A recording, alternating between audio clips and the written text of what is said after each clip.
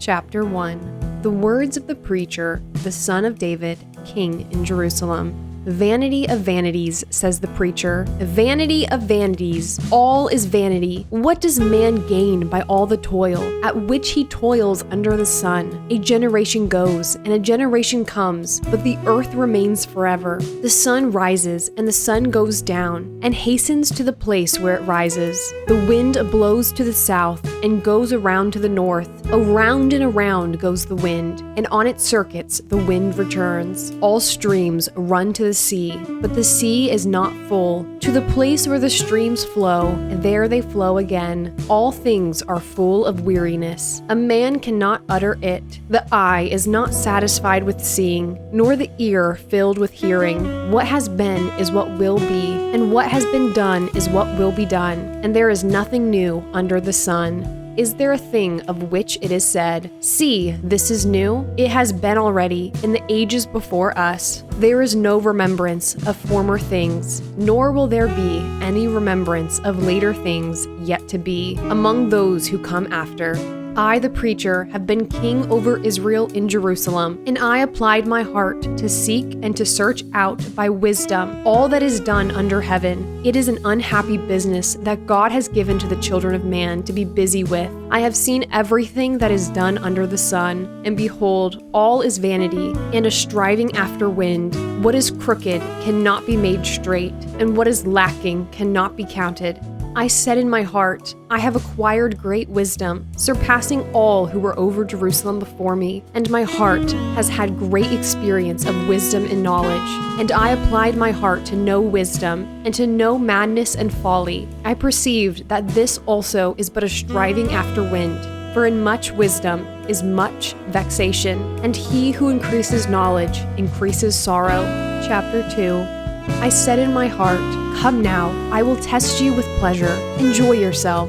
But behold, this also was vanity. I said of laughter, It is mad, and of pleasure, what use is it? I searched with my heart how to cheer my body with wine, my heart still guiding me with wisdom, and how to lay hold on folly, till I might see what was good for the children of man to do under heaven during the few days of their life. I made great works. I built houses and planted vineyards for myself. I made myself gardens and parks and planted in them all kinds of fruit trees. I made myself pools from which to water the forest of growing trees. I bought male and female slaves and had slaves who were born in my house. I had also great possessions of herds and flocks, more than any who had been before me in Jerusalem. I also gathered for myself silver and gold and the treasures of kings and provinces. I got singers, both men and women, and many concubines, the delight of the sons of man. So I became great and surpassed all who were before me in Jerusalem. Also, my wisdom remained with me, and whatever my eyes desired, I did not keep from them. I kept my heart from no pleasure, for my heart found pleasure in all my toil, and this was my reward for all my toil. Then I considered all that my hands had done, and the toil I had expended in doing it, and behold, all was vanity and a striving after wind, and there was nothing to be gained under the sun. So I turned to consider wisdom and madness and folly, for what can the man do who comes after the king? Only what has already been done. Then I saw that there is more gain in wisdom than in folly, as there is more gain in light than in darkness. The wise person has his eyes in his head, but the fool walks in darkness. And yet I perceived that the same event happens to all of them. Then I said in my heart, What happens to the fool will happen to me also. Why then have I been so very wise? And I said in my heart that this also is vanity. For of the wise, as of the fool, there is no enduring remembrance, seeing that in the days to come all will have been long forgotten. How the wise dies just like the fool. So I hated life, because what is done under the sun was grievous to me. For all is vanity and a striving after wind. I hated all my toil in which I toil under the sun, seeing that I must leave it to the man who will come after me, and who knows whether he will be wise or a fool. Yet he will be master of all for which I toiled, and used my wisdom under the sun. This also is vanity. So I turned about and gave my heart up to despair over all the toil of my labors under the sun. Because sometimes a person who has toiled with wisdom and knowledge and skill must leave everything to be enjoyed by someone who did not toil for it. This also is vanity and a great evil. What has a man from all the toil and striving of heart with which he toils beneath the sun? For all his days are full of sorrow, and his work is a vexation. Even in the night his heart does not rest. This also is vanity. There is nothing better for a person than that he should eat and drink and find enjoyment in his toil. This also I saw is from the hand of God. For apart from him, who can eat or who can have enjoyment? For to the one who pleases him, God has given wisdom and knowledge and joy, but to the sinner he has given the business of gathering and collecting, only to give it to the one who pleases God. This also is vanity and a striving after wind. Chapter 3. For everything there is a season, and a time for every matter under heaven, a time to be born and a time to die, a time to plant and a time to pluck up what is planted, a time to kill and a time to heal, a time to break down and a time to build up, a time to weep and a time to laugh, a time to mourn and a time to dance, a time to cast away stones and a time to gather stones together, a time to embrace and a time to refrain from embracing, a time to seek and a time to lose, a time to keep and a time to cast away, a time to tear and a time to sow, a time to keep silence and a time to speak, a time to love and a time to hate, a time for war and a time for peace. What gain has the worker from his toil? I have seen the business that God has given to the children of man to be busy with. He has made everything beautiful in its time. Also, he has put eternity into man's heart, yet so that he cannot find out what God has done from the beginning to the end. I perceived that there is nothing better for them than to be joyful and to do good as long as they live. Also, that everyone should eat and drink and take pleasure in all his toil. This is God's gift to man. I perceived that whatever God does endures forever. Nothing can be added to it, nor anything taken from it. God has done it so that people fear before him. That which is already has been. That which is to be already has been. And God seeks what has been driven away. Moreover, I saw under the sun that in the place of justice, even there was wickedness, and in the place of righteousness, even there was wickedness. I said in my heart, God will judge the righteous and the wicked, for there is a time for every matter and for every work. I said in my heart, with regard to the children of man, that God is testing them, that they may see that they themselves are but beasts. For what happens to the children of man, and what happens to the beast, is the same. As one dies, so dies the other. They all have the same breath, and a man has no advantage over the beast, for all is vanity. All go to one place. All are from the dust, and to dust all return. Who knows whether the spirit of man goes upward, and the spirit of the beast goes down into the earth?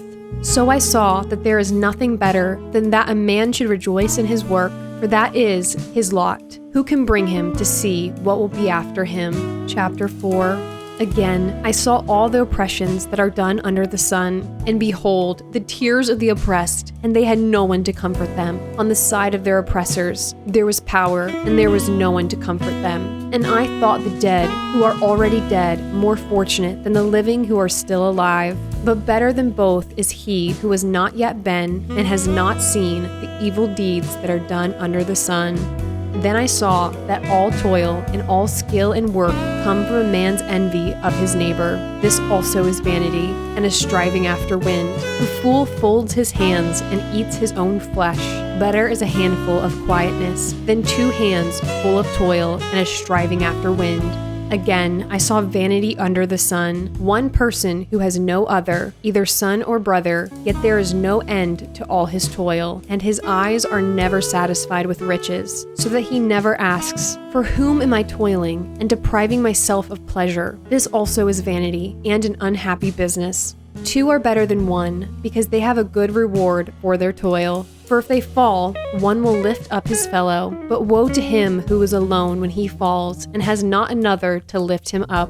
Again, if two lie together, they keep warm, but how can one keep warm alone? And though a man might prevail against one who is alone, two will withstand him. A threefold cord is not quickly broken. Better was a poor and a wise youth than an old and foolish king who no longer knew how to take advice. For he went from prison to the throne, though in his own kingdom he had been born poor. I saw all the living who move about under the sun, along with that youth who was to stand in the king's place. There was no end of all the people, all of whom he led. Yet those who come later will not rejoice in him. Surely this also is vanity and a striving after wind. Chapter 5. Guard your steps when you go to the house of God. To draw near to listen is better than to offer the sacrifice of fools, for they do not know that they are doing evil. Be not rash with your mouth, nor let your heart be hasty to utter a word before God. For God is in heaven, and you are on earth. Therefore, let your words be few. For a dream comes with much business, and a fool's voice with many words. When you vow a vow to God, do not delay paying it, for he has no pleasure in fools. Pay what you vow. It is better that you should not vow than that you should vow and not pay. Let not your mouth lead you into sin, and do not say before the messenger that it was a mistake. Why should God be angry at your voice and destroy the work of your hands? For when dreams increase and words grow many, there is vanity, but God is the one you must fear. If you see in a province the oppression of the poor and the violation of justice and righteousness, do not be amazed at the matter, for the high official is watched by a higher, and there are yet higher ones over them. But this is gain for a land in every way, a king committed to cultivated fields. He who loves money will not be satisfied with money, nor he who loves wealth with his income. This also is vanity. When goods increase, they increase who eat them, and what advantage has their owner but to see them with his eyes? Sweet is the sleep of a laborer, whether he eats little or much, but the full stomach of the rich will not let him sleep.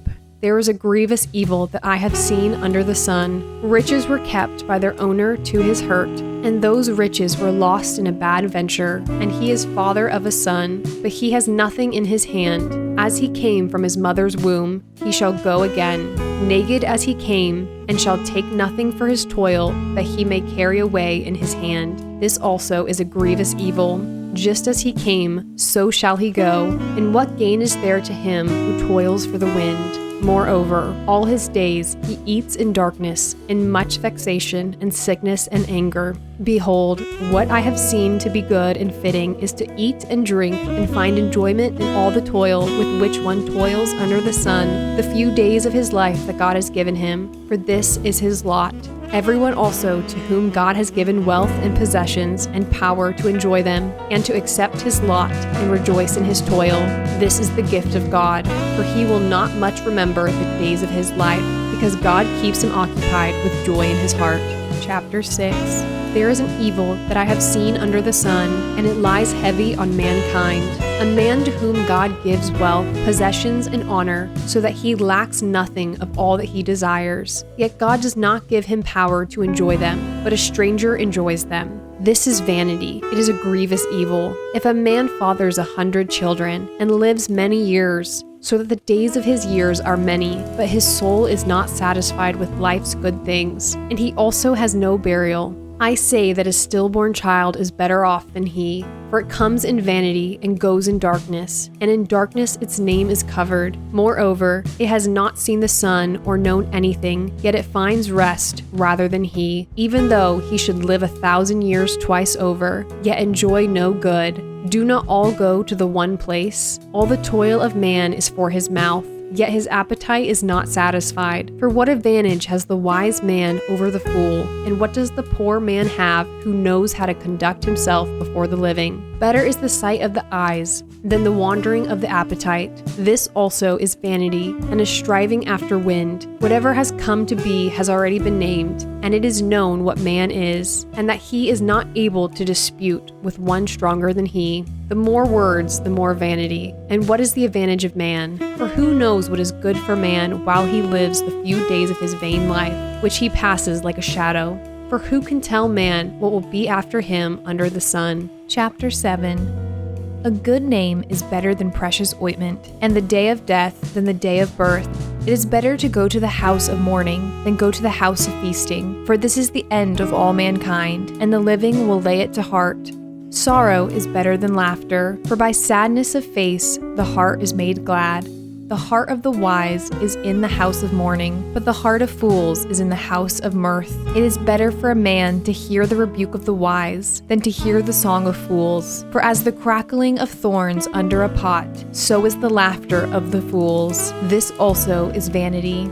Surely oppression drives the wise into madness, and a bribe corrupts the heart. Better is the end of a thing than its beginning, and the patient in spirit is better than the proud in spirit. Be not quick in your spirit to become angry, for anger lodges in the heart of fools. Say not, why were the former days better than these? For it is not from wisdom that you ask this.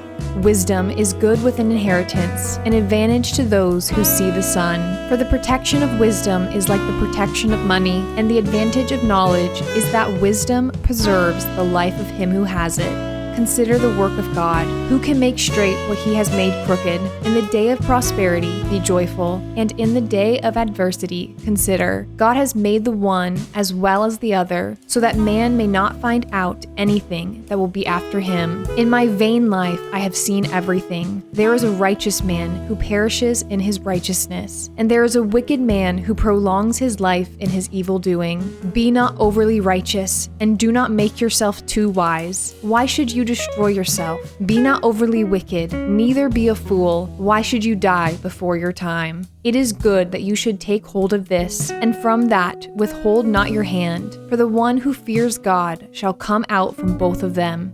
Wisdom gives strength to the wise man more than 10 rulers who are in a city. Surely there is not a righteous man on earth who does good and never sins. Do not take to heart all the things that people say, lest you hear your servant cursing you. Your heart knows that many times you yourself have cursed others. All this I have tested by wisdom. I said, I will be wise, but it was far from me. That which has been is far off, and deep, very deep. Who can find it out? I turned my heart to know, and to search out, and to seek wisdom, and the scheme of things, and to know the wickedness of folly, and the foolishness that is madness. And I find something more bitter than death, the woman whose heart is snares and nets, and whose hands are fetters. He who pleases God escapes her, but the sinner is taken by her. Behold, this is what I found, says the preacher, while adding one thing to another to find the scheme of things, which my soul has sought repeatedly, but I have not found. One man among 1,000 I found, but a woman among all these I have not found. See, this alone I found, that God made man upright, but they have sought out many schemes. Chapter 8. Who is like the wise, and who knows the interpretation of a thing? A man's wisdom makes his face shine, and the hardness of his face is changed. I say, keep the king's command, because of God's oath to him. Be not hasty to go from his presence. Do not take your stand in an evil cause, for he does whatever he pleases. For the word of the king is supreme, and who may say to him, what are you doing? Whoever keeps a command will know no evil thing, and the wise heart will know the proper time and the just way. For there is a time and a way for everything, although man's trouble lies heavy on him. For he does not know what is to be. For who can tell him how it will be? No man has power to retain the spirit, or power over the day of death. There is no discharge from war, nor will wickedness deliver those who are given to it. All this I observed while applying my heart to all that is done under the sun, when man had power over man to his hurt. Then I saw the wicked buried. They used to go in and out of the holy place, and were praised in the city where they had done such things. This also is vanity, because the sentence against an evil deed is not executed speedily. The heart of the children of man is fully set to do evil. Though a sinner does evil 100 times, and prolongs his life, yet I know that it will be well with those who fear God, because they fear before him. But it will not be well with the wicked, neither will he prolong his days like a shadow, because he does not fear before God. There is a vanity that takes place on earth, that there are righteous people to whom it happens according to the deeds of the wicked, and there are wicked people to whom it happens according to the deeds of the righteous. I said that this also is vanity, and I commend joy, for man has nothing better under the sun, but to eat and drink and be joyful, for this will go with him in his toil through the days of his life that God has given him under the sun. When I applied my heart to know wisdom, and to see the business that is done on earth, how neither day nor night do one's eyes see sleep. Then I saw all the work of God, that man cannot find out the work that is done under the sun. However much man may toil in seeking, he will not find it out. Even though a wise man claims to know, he cannot find it out. Chapter 9. But all this I laid to heart, examining in all how the righteous and the wise and their deeds are in the hand of God. Whether it is love or hate, man does not know. Both are before him. It is the same for all, since the same event happens to the righteous and the wicked, to the good and the evil, to the clean and the unclean, to him who sacrifices and him who does not sacrifice. As the good one is, so is the sinner, and he who swears is as he who shuns an oath. This is an evil in all that is done under the sun, that the same event happens to all. Also, the hearts of the children of man are full of evil, and madness is in their hearts while they live. And after that, they go to the dead. But he who is joined with all the living has hope. For a living dog is better than a dead lion. For the living know that they will die, but the dead know nothing, and they have no more reward, for the memory of them is forgotten. Their love and their hate and their envy have already perished, and forever they have no more share in all that is done under the sun. Go eat your bread with joy, and drink your wine with a merry heart, for God has already approved what you do. Let your garments be always white. Let not oil be lacking on your head. Enjoy life with the wife whom you love, all the days of your vain life that he has given you under the sun, because that is your portion in life, and in your toil at which you toil under the sun. Whatever your hand finds to do, do it with your might, for there is no work or thought or knowledge or wisdom in Sheol to which you are going. Again, I saw that under the sun the race is not to the swift, nor the battle to the strong, nor bread to the wise, nor riches to the intelligent, nor favor to those with knowledge, but time and chance happen to them all. For man does not know his time, like fish that are taken in an evil net, and like birds that are caught in a snare. So the children of man are snared at an evil time, when it suddenly falls upon them. I have also seen this example of wisdom under the sun, and it seems great to me. There was a little city with few men in it, and a great king came against it and besieged it, building great siege works against it. But there was found in it a poor, wise man, and he by his wisdom delivered the city. Yet no one remembered that poor man. But I say that wisdom is better than might, though the poor man's wisdom is despised, and his words are not heard. The words of the wise, heard in quiet, are better than the shouting of a ruler among fools. Wisdom is better than weapons of war, but one sinner destroys much good. Chapter 10. Dead flies make the perfumer's ointment give off a stench, so a little folly outweighs wisdom and honor. A wise man's heart inclines him to the right, but a fool's heart is to the left. Even when the fool walks on the road, he lacks sense, and he says to everyone that he is a fool. If the anger of the ruler rises against you, do not leave your place, for calmness will lay great offense to rest. There is an evil that I have seen under the sun, as it were an error, proceeding from the ruler. Folly is set in many high places, and the rich sit in a low place. I have seen slaves on horses, and princes walking on the ground like slaves. He who digs a pit will fall into it, and a serpent will bite him who breaks through a wall. He who quarries stones is hurt by them, and he who splits logs is endangered by them. If the iron is blunt, and one does not sharpen the edge, he must use more strength. But wisdom helps one to succeed. If the serpent bites before it is charmed, there is no advantage to the charmer. The words of a wise man's mouth win him favor, but the lips of a fool consume him. The beginning of the words of his mouth is foolishness, and the end of his talk is evil madness. A fool multiplies words, though no man knows what is to be, and who can tell him what will be after him? The toil of a fool wearies him, for he does not know the way to the city. Woe to you, O land, when your king is a child, and your princes feast in the morning. Happy are you, O land, when your king is the son of the nobility, and your princes feast at the proper time, for strength and not for drunkenness. Through sloth the roof sinks in, and through indolence the house leaks. Bread is made for laughter, and wine gladdens life, and money answers everything. Even in your thoughts, do not curse the king, nor in your bedroom curse the rich. For a bird of the air will carry your voice, or some winged creature tell the matter. Chapter 11. Cast your bread upon the waters, for you will find it after many days. Give a portion to 7, or even to 8, for you know not what disaster may happen on earth. If the clouds are full of rain, they empty themselves on the earth. And if a tree falls to the south or to the north, in the place where the tree falls, there it will lie. He who observes the wind will not sow, and he who regards the clouds will not reap. As you do not know the way the Spirit comes to the bones in the womb of a woman with child, so you do not know the work of God who makes everything. In the morning sow your seed, and at evening withhold not your hand, for you do not know which will prosper, this or that, or whether both alike will be good.